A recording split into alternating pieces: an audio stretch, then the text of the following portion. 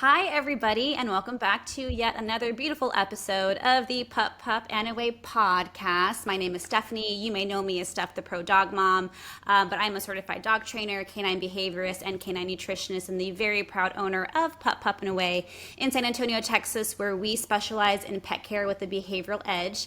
Today, I am joined by Carisa and Carmina of CocoTherapy. You possibly have seen their products out, especially if you shop in some smaller pet boutiques. They got some amazing products, and not only are these ladies producing amazing products, but their education, their knowledge about coconuts, coconut oil, the industry, the health benefits, like it's just amazing, and it's so much fun to hear them. I heard them speak on a different podcast, and I was like, I have got to have them on. So thank you guys so much for joining me.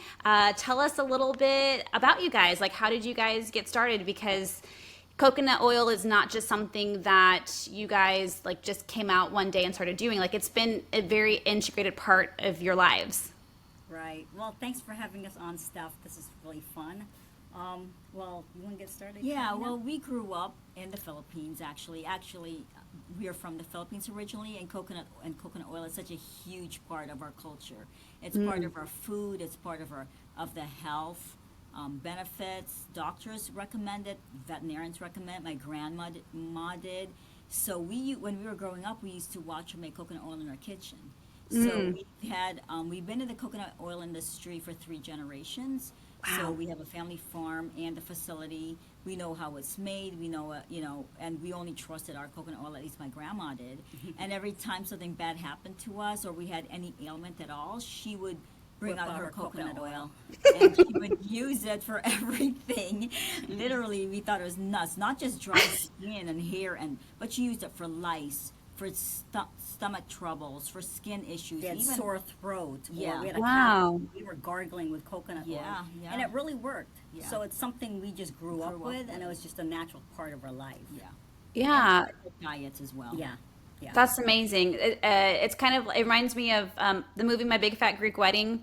Have you ever seen that one? Where the dad is just like Windex for everything. Your grandma's like coconut oil for everything. And I prefer the coconut oil versus the Windex, in my opinion. I So laughed when I saw that. Yeah. Yeah, it is true. you're like, that totally rings a bell. That was so That's us. amazing. So tell us a little bit about, the farm and what you guys do on there. And I'm guessing that you guys grew up on the farm around the coconuts. We did, and it was just we took it for granted actually, because we were always around it. And sometimes when we were walking around, some of the workers would crack open a fresh coconut for us, and then we would drink the water straight from the coconut.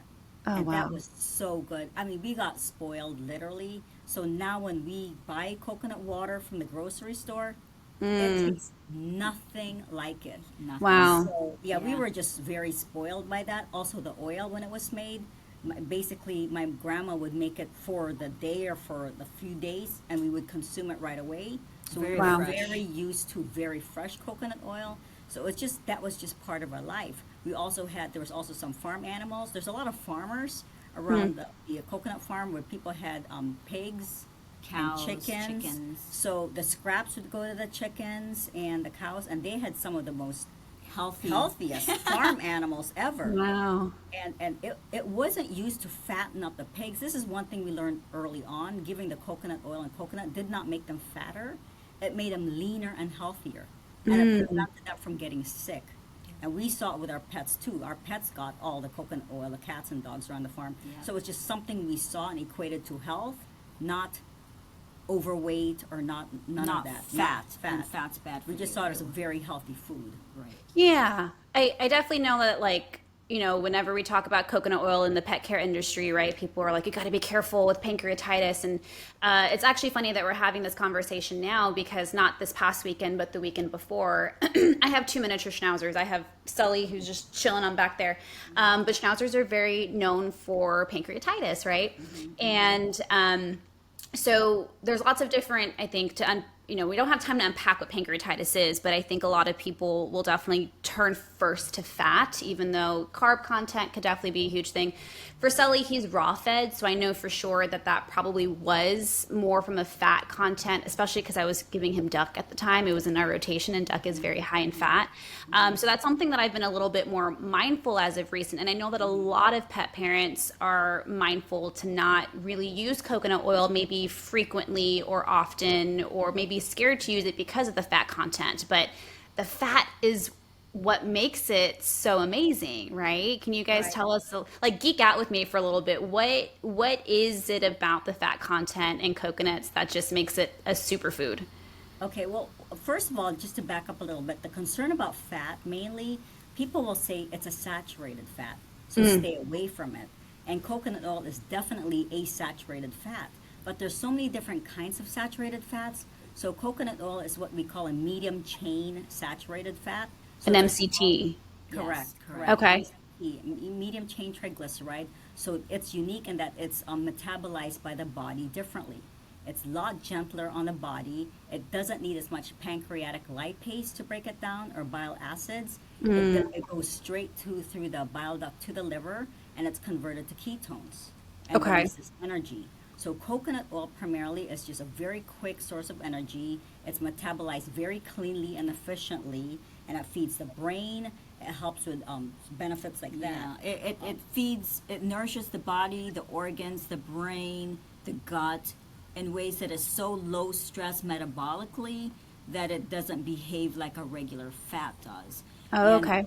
so that's the main difference, the fact that it doesn't need biliary acids. In fact, if you look at a veterinary manual, the Merck veterinary manual, if you look under pancreatitis, the recommendation is to give it a low-fat diet and to supplement with a medium-chain triglyceride. And a lot of people don't know that that's coconut oil. Yeah. That's MCT fats. So because it doesn't affect the pancreas like other fat does, it's actually the only type of fat you can give safely to an animal with pancreatitis. And there's a Gotcha. lot of recommendations and journals on that. So that's where the concern is. People don't understand what a medium chain fat is. And how it's metabolized. Yeah, and if you back up, mother's milk, people is very familiar with that, is a very fatty, rich food, and the primary fats in mother's milk is medium chain fats. Okay. So this is why when babies and puppies and little baby animals drink mother's milk, they're protected naturally. It has antibacterial function. It helps support immune system. It nourishes the brains and the cells. So mother's milk doesn't necessarily cause pancreatitis. It's very rich in medium chain fats. Mainly lauric, caprylic, and capric Capric. acid. Those are the three main Fatty fatty acids in coconut oil. Right, That right. are They're so cute. extremely beneficial. Right, right. So, which is why coconut oil, people don't have to be afraid of it. I understand though, because Yorkies, I have a Yorkie. Yorkies are very fat sensitive as well. And I've had a Yorkie who had PLE, protein losing enteropathy, and had to eat a very low fat diet. In fact, but I know that animals need fat to survive. The brain needs fat. Absolutely. So if you cut all fats out, you're actually going to be hurting them. So what Right. so she thrived on coconut oil. And we have an MCT oil, which we can go into later. It's a type of coconut oil that's even more pure, a lot of medium chain fats that she thrived on, and it Wow. helped her immensely. Yeah. And I had a cat with pancreatitis. Okay. Kidney disease. He was 15 when he was diagnosed with pancreatitis. He lived to be 20. Wow. Yeah, he couldn't even take fish oil, actually. He was that sensitive to fat, but he took a lot of our coconut oil. And I think that's how he thrived, including with kidney disease. So That's awesome. That was I think what helped him to live, actually, that longer life. Yeah, I mean, we've definitely learned that fat is super important, right? Like avocados and fish, like those healthy fats have definitely been something that I think a lot of people are interested in keeping, not only in their diets and, sometimes into their dogs' diets as well. And that actually was going to be one of my next questions because, like in my cabinet, right, I do have an MCT oil, which is the more liquid form that I like to put in my coffee. And then we obviously have coconut oil, which is, kind of like a white, not gel, but like, a harder substance. So what's the difference between those two things? Is it really just in the processing? Well, coconut oil has all the fatty acids. It has lauric, caprylic, and capric, the main fatty acid. It has some long chain fats as well. It Okay. has Some unsaturated fats. They're very yes, few. it's a combination of a lot of different fatty acids. So it's like the whole food, the whole oil. MCT oil, meanwhile, what they call MCT oil is just mainly caprylic and capric acid. Oh, okay. However, some may contain lauric acid, depending on the type or brand that you use and what you want to target. We do have an MCT oil available that we also has lauric acid, because to us, lauric acid is one of the most beneficial fats, medium chain fats. It does have higher levels of caprylic and capric, but it also contains some lauric acid, because lauric acid is the antibacterial component of coconut oil.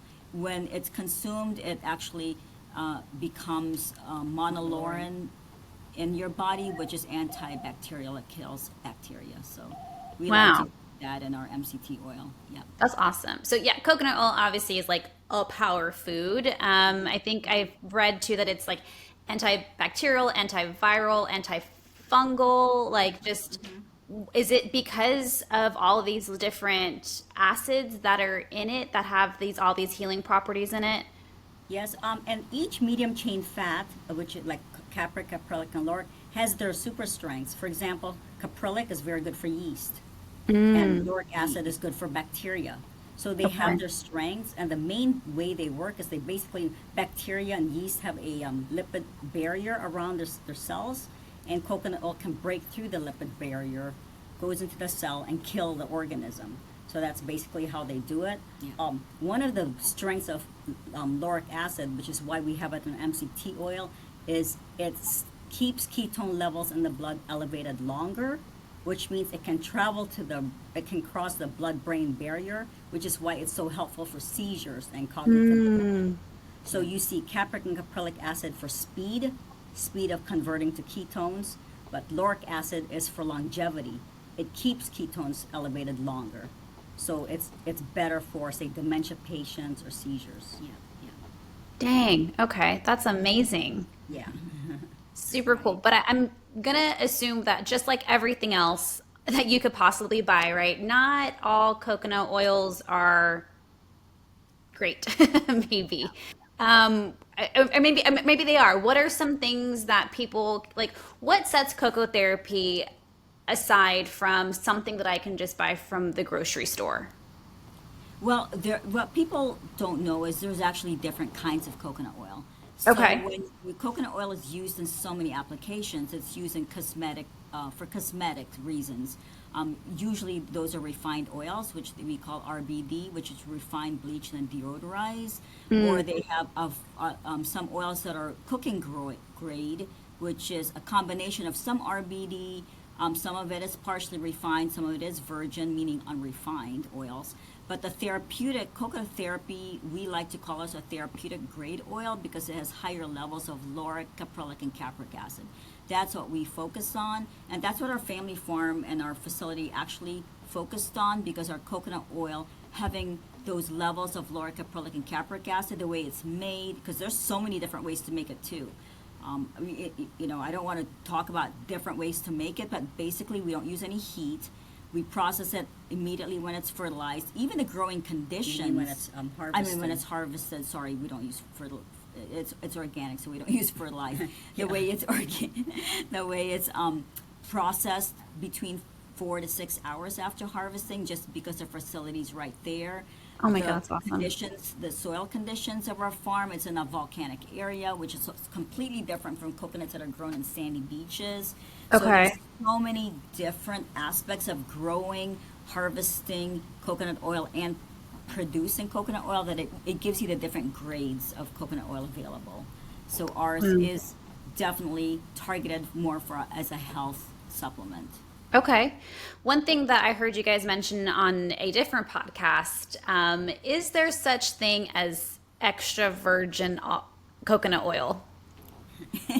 No, there isn't. And that's kind of funny. It's like olive oil. I almost said olive oil, yeah. Olive oil has extra virgin because they refer to the number of times they can press The olives. right? So first press is usually the purest, and it's Extra virgin. extra virgin. Whereas coconut oil, you just press it once.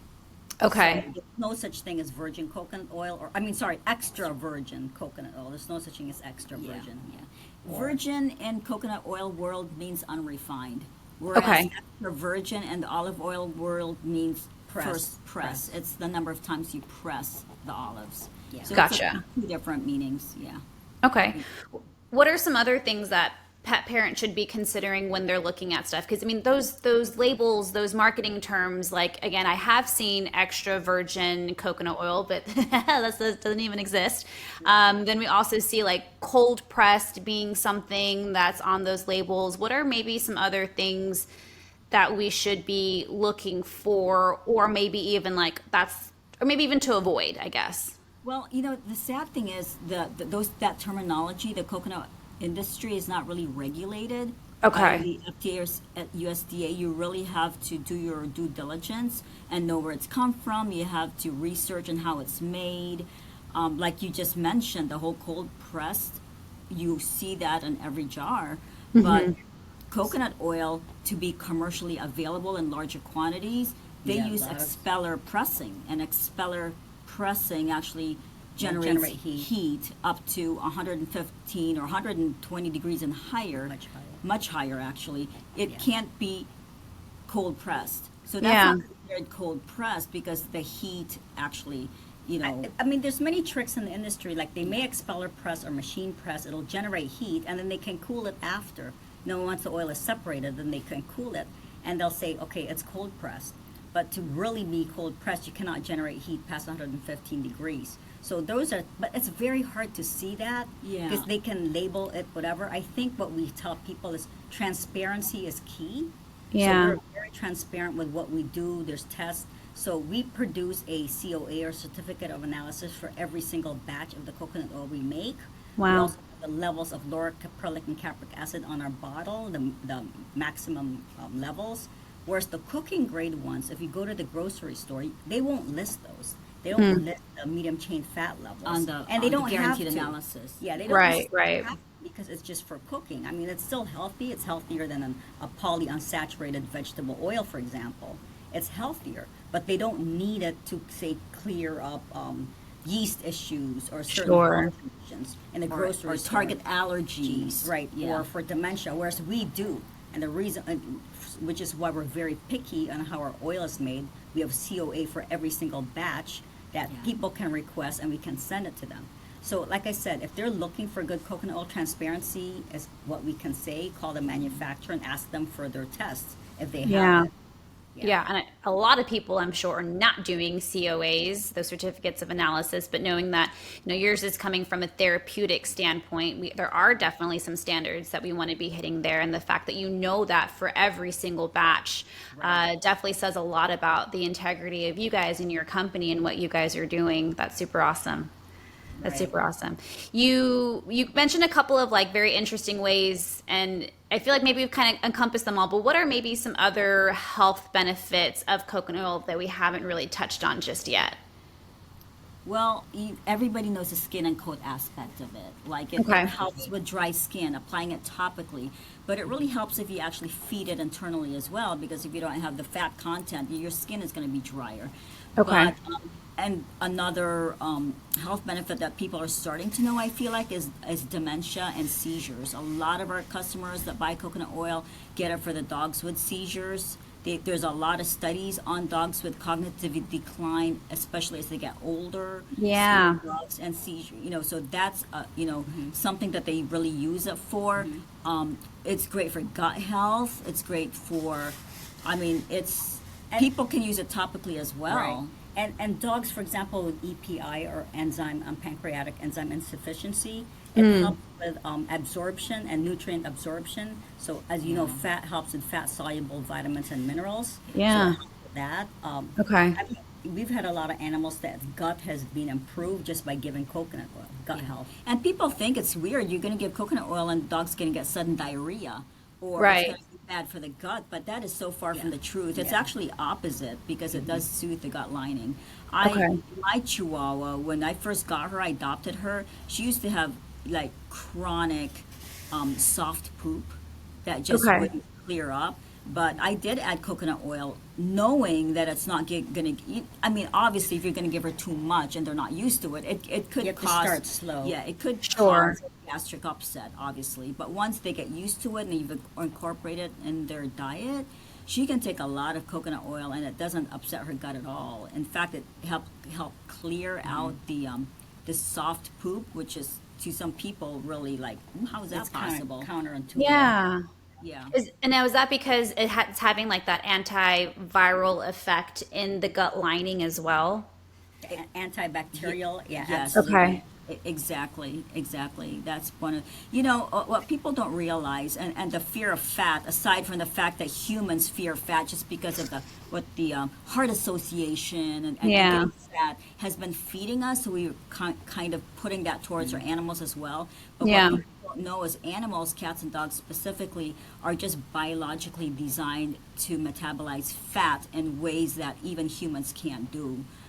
If we ate the amount of fat our animals can eat, our blood would turn to sludge. But, Right. but the key is, and what people don't know, I mean, we are proponents of unprocessed food. I mean, we like to feed food that's unprocessed. So if you have fat that's highly processed or processed in heat or cooked, then the fat that's in the food is so pro-inflammatory that it can cause bouts of pancreatitis. But if you get a Absolutely. raw, unprocessed fat, like even you were mentioning duck fat or liver fat, as long as it's not processed or cooked or processed in high heat and it's not rancid, then it shouldn't actually cause any issues in dogs and cats that are able to metabolize fat. I Yeah. don't know if you've heard of, he's a wildlife biologist, Dr. Oh, yeah, Mark Mark Morris. Okay. He was the guy that coined the phrase biologically appropriate food for dogs. Okay. He had this study that was really famous where he had wild dogs, feral dogs, wild dogs, and domesticated dogs forage for food. He had like meat, carbs, fat, raw, of course, not cooked. Raw animals. I Raw believe it animals, was. yeah. He had Raw dead animals. Yes, yeah.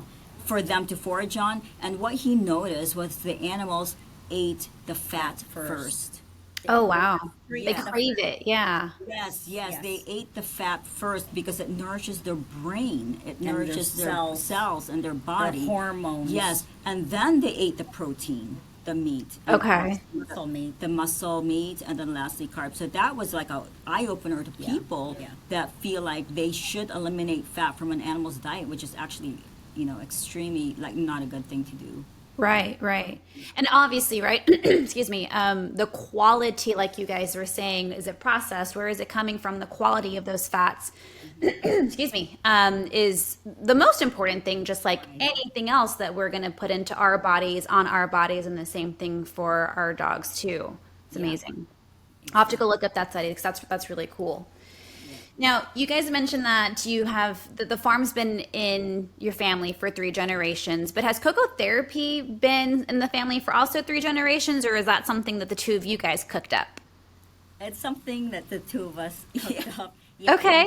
In 2009, I actually had another Yorkie named Violet, and she was just allergic to everything. She had a Wow. compromised immune system since she was a puppy. Okay. So we took her to conventional vets, and we went down the path of prednisone. Like temper down her immune system. Let's Yeah. give her- Which was fine in the beginning, and It it always helped her. worked in the Yeah, beginning. with prednisone, of course. But as soon as they started to wean her off pred, that's when the trouble would start. Her itching and scratching would come I mean, back. she would chew herself raw. It was Oh, just sweet horrible. baby. Totally broke my heart. And she's supposed to be a Yorkie with long hair. And Right. She was a little over a year old. So It to started have- early. It started very early. Yeah. So to have a Okay. dog that's a year old on prednisone, I'm like, she cannot live like this for the rest of her life. Yeah. We were very fortunate back then. There was a very well-known, at the time she was not well-known, Dr. Karen Becker, you might have heard of her. Yeah. She practiced in Illinois, in Bourbonnais. Took us 2 hours to drive to her, and we went there, and it was just so eye-opening what she did with Violet. Yeah. She taught us about just the whole foods and raw feeding, and to treat the body holistically, like the diet and the fats. And she was also a big proponent of coconut oil. Yeah. That's Yeah, she awesome. basically told us a dog allergies are Compromise. basically your immune system is compromised and attacking itself. So Yeah. she was actually the first professional in the United States that told us that coconut oil and lauric acid is actually good for animals to help with allergies. I mean, we heard that from our grandmother, Grandmother. which Yeah. is not a veterinarian or a doctor, so we always took that knowledge for granted. But to hear it from a professional, from a veterinarian here in the U.S. was so eye-opening for us. It kind of validated everything that we knew about coconut oil. And so we told her about our coconut oil. At the time, CocoTherapy didn't exist. So Okay. but we would bring our coconut oil from our family farm in the Philippines. That's just what we liked. We could taste the difference. We Yeah. could smell the difference. Growing up with it, you can tell. We Yeah, can tell. we could Others tell. maybe We didn't not. want to use the ones you bought here because Yeah. it just didn't Yeah. smell or taste the same. We even introduced her to ours, and she was really like amazed at the difference. And when we ran out of our coconut oil, we actually went to the grocery store and bought grocery store coconut oil, and we could could tell see a big immediately she difference. responded differently to it, and Wow. that started our journey on learning the differences of different kinds of coconut oil. We talked, to my uncle and to How our it's family back made. home all about it, and they just, it was like a huge like learning experience for us and the different types of coconut oil and why some is used for therapeutic purposes and why some is used for cooking and or cosmetic. Right. I mean that whole thing just educated us, and that's when we started CocoTherapy, just because That's we so wanted cool. to bring our coconut oil that was just so hard to find, that type of quality, that had that type of efficacy to other dogs. And that's why I think today most veterinarians would recommend our oil better, probably it's the most recommended coconut oil. And I think Dr. Becker, we do have a lot to thank her for that, for this brand. Yeah. of That's coconut. awesome. That's super cool that you guys were able to work with Dr. Becker. Oh, She's yeah. amazing. Yeah. Yeah. She's amazing. But I Yeah. think like all pet parents and like all small businesses, experience is what brings them to their company, like gets them started in their company. Yeah. So it was basically the same for us. Yeah. Yeah, that passion and you going through those not struggles, but like those learning opportunities of like, okay, if I haven't been able to find this for my dogs in other areas, like obviously other people are having a hard time too. And if I'm going to be making the changes, I might as well help other people make those changes also. So that's super cool. You mentioned that the farm is in the Philippines, correct? Yes. So is CocoTherapy made in the Philippines and then imported?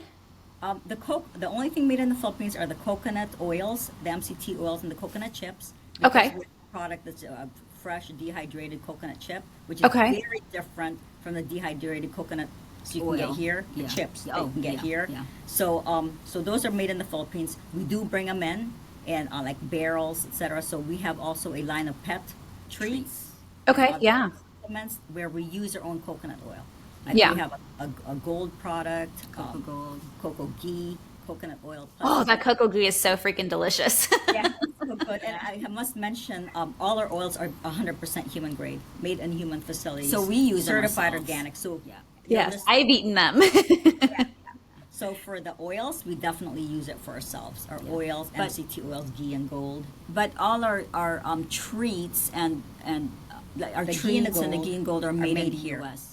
Gotcha. Okay, so kind of like your base products are made in the Philippines, brought in and imported into the United States, and then y'all sometimes go to the next level, making different treats or putting not additives. But I mean, I guess yeah. When you add because the gold is the turmeric, correct? You're adding turmeric into that.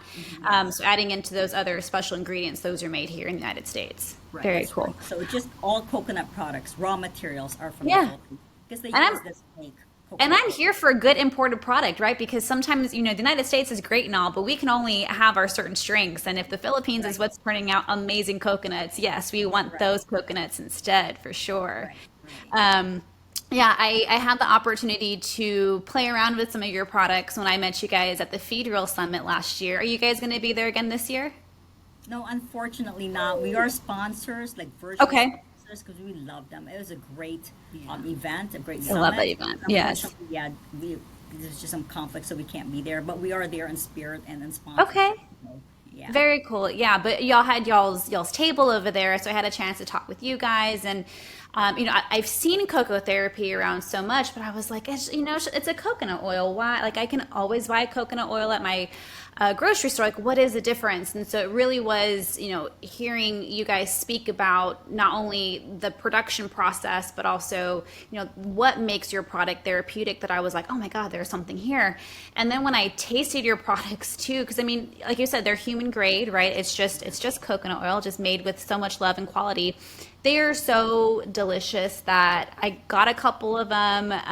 That we just finished up the flakes. You call them chips, right? Yeah. Yeah, the little chips. That's right. Those were a super cool way to just easily give, that coconut oil, because I live in Texas and sometimes it gets pretty dang hot.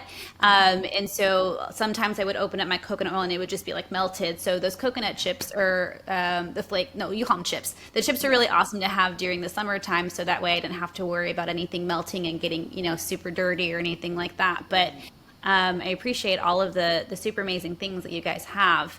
And then you also have the macaroons, right? Yes. Little Yeah, we puffs. do.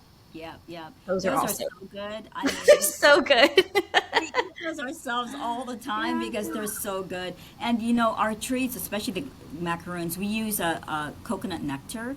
So it Oh. is slightly sweet, but it is low glycemic. So animals, and we've actually had people with children with diabetes tell us that their kids love to eat them because they can't eat sweets, but they can eat our macaroons And our because treats. yeah, because it has a low glycemic load. Just Yes. like coconut nectar is low glycemic, but yeah, we love those. But you're mentioning the chips. It does have some MCTs in it, some oils, but it's Okay. basically higher in fiber. So the Oh. benefit of the coconut chips and the hairball is more for fiber. It helps with fiber responsive diseases like colitis, IBD, IBS, anal gland issues. Okay. So it's It feeds the gut microbiome. Yeah. So anything that fiber benefits. And the great thing about coconut fiber is it doesn't have phytic acid. Okay. Phytic acid is an mineral, so anti-nutrient. anti-nutrient, and Yeah. it draws trace minerals away from the body. So Wow. most fibers like psyllium husk. psyllium husk and plant-based fibers have phytic acid. So if you take a fiber supplement, don't take it with your vitamin and mineral supplement, or it's just going to pull it out. Coconut fiber does not have phytic acid, which is why it's safe to give long-term or animals who are mineral deficient. So Okay. it's a very good, healthy fiber to give to animals with gut issues. Yeah. Wow, y'all just blew, every time I hear you guys talk, I'll blow my mind. And that was not something that I've heard you guys mention before, so that's amazing. So as I mentioned it before we got on, I am a dog trainer, canine behaviorist, and that's like my first love. That's my first passion, is helping pet parents. Number one, help their puppies, if they have the honor of having a young puppy, to give them the right socialization skills to grow up to be a good contributing member of society. But of course, through life traumas, through experiences, sometimes even generational trauma as well, dogs will end up having behavioral issues. And one of my favorite things to look into is that gut microbiome, because it's very apparent now, and I think people are kind of like still catching on. But the more studies that are done with that gut-brain axis, it's just blowing our mind just how much you're not really acting based off of the things that are happening in your brain. You're kind of more acting about the things that are happening first in the gut, right? Because when we eat crappy food and we're just putting in these inflammatory foods into the body, that's going to create a funky gut, dysbiosis. You're going to have a gut that's all over the place. Not only does that make you feel well, and like for me, if I don't feel well, I'm not sometimes the nicest person. I'm more irritable, right? But then it just gunks up that whole access, and that access does not just go from the gut to the brain. It's going off into all the different organ systems as well. And so when we keep things clean in the gut, we get more serotonin, which is our feel-good hormone, which is how we're going to be boosting, mood and stress regulation, which is a lot of where these behavioral problems come from. It's not because your dog's a mean dog. It's because they're nervous. It's because they're stressed. It's because they can't physically balance that mood. So I am hardcore going to be recommending that those chips now, knowing that it has that fiber aspect to it, Right. and not going to be depleting that body of the minerals too, because we don't want to fix a problem just to create another one, Right. right? Exactly. We want to Right. make sure that we're going to be doing something that's going to have nothing but good effects, or at least, minimal side effects to anything else. That's amazing. Ah, Yeah, yeah, it's a great probiotic. So, probiotics feed yes. prebiotic. Prebiotic. Sorry, Okay. prebiotic, and it feeds the probiotics, which is the living bacteria. So Yeah. it's just a great You know, thing. and now that we're talking about the gut, and the reason why I feel like our products, we do like to focus on the gut because obviously the coconut oil does feed the gut, but the chips being a short chain fatty acid, a prebiotic, which everybody knows about probiotics. Everybody's Right. giving their animals probiotic supplements, but chips are a natural prebiotic, and our cocoa ghee, the ghee, the grass-fed ghee, is actually rich in Very butyric acid, which is a postbiotic. I don't know if people know that. So that also really helped my Chihuahua, who's got so much Okay. gut issues. Yeah. That I Yes. feel like I've actually given her the ghee a lot now because I like the postbiotic aspect. She gets the coconut chips for the prebiotic aspect, and it just has her gut is like like normal. That's amazing. Yes. I mean, I want to even say it's healed because it's just incredible. That's amazing. Yeah, postbiotics are definitely another little rabbit hole that I just started going down recently. So, for the listeners, prebiotics are going to be feeding the bacteria that's in the gut, which is the probiotics. But whenever we have these probiotics that either they die off or they're little organisms themselves, so they're also making waste. That's what the postbiotics is. And so we have to be giving the body the opportunity to still be cleaning up. So not only do we need to be balancing all the probiotics that are in the gut, right? We want good bacteria, bad bacteria, and a nice healthy array of different species, but we also have to be making sure that we're cleaning up after them, right? Gotta be picking up their poo and making sure that the body knows what to do with it, so that way your body's not just becoming a wasteland for these things as well. So I'm so happy that you touched on the postbiotic. So the ghee is going to be more in the postbiotic realm then. That's right. It contains butyric acid, which is a short chain Butyric fatty acid, which is Okay. a probiotic. Because we already naturally make butyric acid. Right. So like you said, it's the waste. So the bacteria is eating the prebiotics, and their waste or end product is a postbiotic, which is butyric acid. So most animals make butyric acid on their own, but a lot of the time it's not enough. Right. Because they don't have enough good bacteria feeding, they don't have enough substrate to eat, or the probiotics. So when you supplement them with butyric acid from cultured ghee, which is what butter is, butyric acid, it just helps even better. It helps nourishes the colon cells. Wow. Supplies energy to the gut lining, which is why cultured ghee is so healthy. Wow. Gut. For the gut, yeah. Oh, that is amazing. So cool. I have a small boutique in my facility as well. Next year is definitely like my boutique year where I'm going to build it out. We just moved into a space, and so now we have the retail space for it. So at the moment, I'm very careful with what I've been able to pull out on the shelves, and they're usually things that are going to be more training based. Knowing all of that, I'm definitely going to go figure out how to get you guys wholesale, so I can also be a retail spot for you guys, because everything that you just said just aligns with everything that I've been learning about the gut and behavior. Woo, slowly woke up. And so that's amazing. Thank you so much for making some really great quality products. Let's see. I'm trying to look through my questions because y'all have been so great that we kind of already touched throughout all of them, I think. We've talked about the quality of the product, the therapeutic grade about it. I mean, so many things about what you guys makes CocoTherapy stand apart from everything. Is there maybe something that we haven't touched on just yet that you want the listeners to really consider about your product and how amazing it is? Well, what I do want to say with regards to coconut oil, it's not just fat as a caloric filler. It is we consider it a facilitative fat. and functional fat. It is one of the most vital macronutrients that is so overlooked. I feel that people overlook the macronutrient. It's conditionally essential. Right, exactly.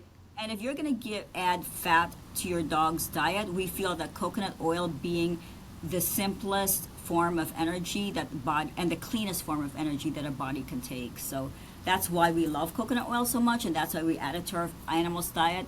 We don't just give it when they're old or sick or they have dementia or they have cancer and they need a ketogenic diet. We've actually given coconut oil to all our animals since even before CocoTherapy. Yeah, when they're puppies. Yeah, like young baby animals, to senior animals. It's just part of their diet that we've just knowing how it feeds the body and nourishes it, low stress to us, and the fact that it's a powerful antioxidant. Every day our bodies is getting bombarded by free radicals, and we feel like coconut oil being a powerful antioxidant, it's extremely stable. As a saturated fat, coconut oil is so stable that it fights off these free radicals that are bombarding our bodies and our cells every day, so it just protects the body overall. So that's another reason why we give coconut oil in our in ourselves and in our pets' diets. Yeah, I think the easiest question would be like, what does coconut oil not do? Because that's a shorter list, because it does a little bit of everything.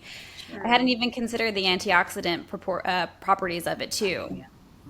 Right. That's amazing. Well, that's fantastic. Ladies, thank you guys so much for spending some time with me. You guys were very open to this conversation, which I really appreciate. Normally, whenever I'm reaching out to anybody, I'm like, hey, my name is Steph. I have a small podcast. And you guys are very sweet to not only say yes, but to also, you seemed very excited about it too, which made me even more excited to have you guys on. So I appreciate y'all.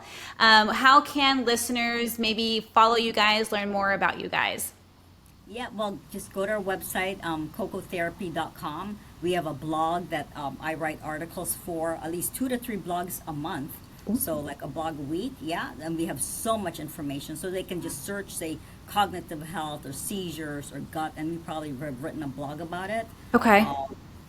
Facebook, Instagram, we're on there as well. And for people that are still skeptical about the health benefits and thinking it's snake oil or there's no scientific studies, because that's another misconception. People think there's no scientific studies out there, but there are thousands of scientific studies. We actually have a downloadable ebook where we compiled a lot of scientific research, peer-reviewed studies. Yeah. So that's it's for awesome. Free. It's downloadable from our website. They can find it and they can download it. We update this book every time we find new studies. And as you know, it's a growing book, but right now it's categorized by health condition. So you can see at least 20 or more studies per health condition.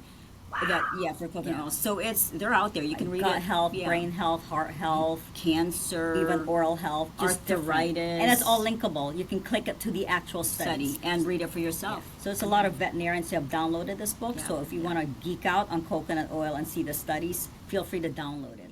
I love that so much. Yes, finding the interesting, right? Because one thing that I love to do is not only hear about stuff and get educated from people, but then to also validate what I've learned through that research. So the fact that you've done all the guesswork and research for me, that I can just go and read that and see the direct impact that studies have shown for all these different conditions is huge.